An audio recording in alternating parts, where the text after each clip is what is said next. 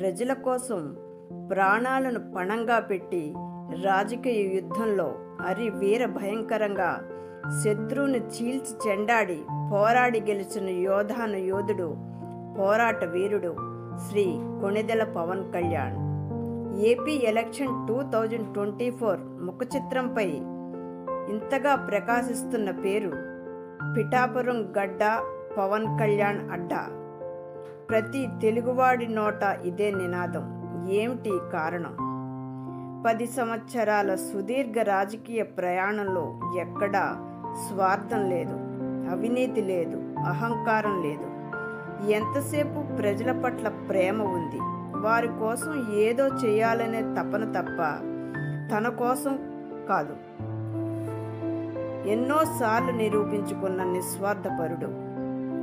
ఈ నేటి కుటిల రాజకీయాలలో కుళ్ళు కుతంత్రాలు తెలియని స్వేచ్ఛమైన నిర్మలమైన మనసు కల్ల మహామనిషి శ్రీ పవన్ కళ్యాణ్. ప్రజల కోసం 10 మెట్లు దిగేడే తప్ప దిగజారుడు రాజకీయం ఏనాడు చేయలేదు, చేయబోడు.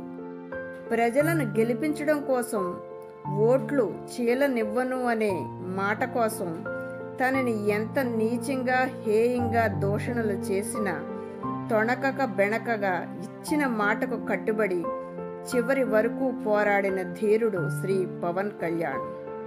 40 ఏళ్ల సుదీర్ఘ రాజకీయ నాయకుడు రాజర్షి శ్రీ నారా చంద్రబాబు నాయుడు గారిని అన్యాయంగా అరెస్ట్ చేసినప్పుడు జనం యొక్క మనసులన్నీ నిస్తేజం ఆవరించి మోగబోయినట్టయ్యాయి. అటువంటి ఆపత్ సమయంలో స్నేహహస్తాన్ని అందించి పొత్తు ప్రకటన చేయడం యావత్ ప్రజానికం యొక్క హృదయాలను గెలుచుకున్నాడు.